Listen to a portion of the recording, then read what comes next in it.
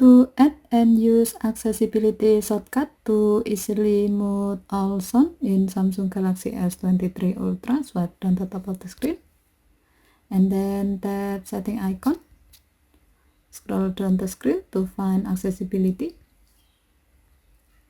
Tap accessibility. Tap advanced setting and then tap accessibility button.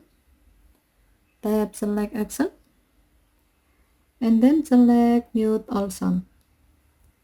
By adding the accessibility shortcut for mute all sound, now you can enable mute all sound feature by tapping the accessibility button at the bottom right corner of the screen and then select mute all sound.